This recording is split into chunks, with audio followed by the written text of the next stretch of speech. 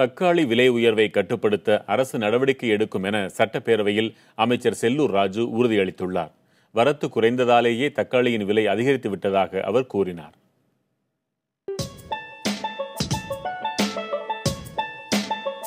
தக்காளி சாதம், தக்காளி சட்னி போன்ற உணவு வகைகளின் பெயரை கேட்டாலே தெரித்து ஓடும் நிலையை உருவாக்கிவிட்டது தக்காளியின் விலை ஏற்றம்.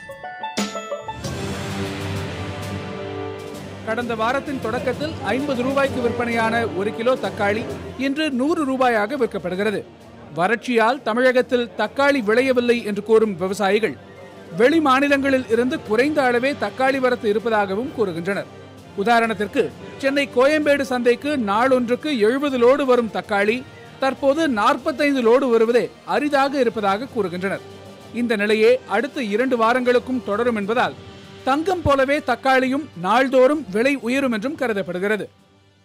தக்காளி எந்த சமையலுக்கு போட்டாதான் டேஸ்டே வருது. ஆனா பார்த்தா இப்போ விலை ரொம்ப அதிகமா இருக்கு. அதனால நினைச்ச அளவுக்கு வாங்க முடியறது இல்ல. அதாவது காய்கறி இப்போ தக்காளி விலை அதிகமா இருக்கு, காய்கறி விலையும் அதிகமா தான் இருக்கு. என்ன பண்றது, ஒண்ணுமே எங்களால வாங்கி தான் செய்து தான் ஆகணும். நாங்கள் மார்க்கெட் வந்தால் கொஞ்சம் குறையும்னு சொல்லி வந்திருக்கோம். நாங்கள் இங்கேயும் வந்தாலும் அதே ரேட்டு தான் இருக்குது. சரி, எப்படி நாங்கள் அதை வாங்குறதுன்னு தெரியாமல் இப்போ யோசனை பண்ணி 1/4 கிலோ கொடுங்க, 1/2 கிலோ கொடுங்க வாங்கிட்டு இருக்கோம்.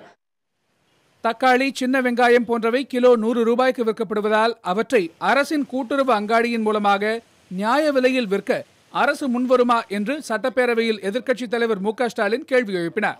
அதற்கு பதிலளித்து பேசிய கூட்டுறவுத்துறை அமைச்சர் செல்லூர் ராஜு, பண்ணை பசுமை கடைகளில் 1 கிலோ சின்ன வெங்காயம் 40 ரூபாய்க்கு விற்கப்படுவதாகவும் அதேபோல தக்காளியையும் விற்பனை செய்ய நடவடிக்கை எடுக்கப்படும் என்றும் உறுதியளித்தார். ஆட்சியாளர்களின் வாக்குறுதி நம்பிக்கை தந்தாலும் அவை நடைமுறைக்கு வரும் வரையில் தக்காளியை தவிர்த்து எப்படி சமைப்பது என்பதே தற்போது பெரும்பாலானோரின் சிந்தனையாக இருக்கிறது. புதிய தலைமுறைக்காக செய்தியாளர் குழு.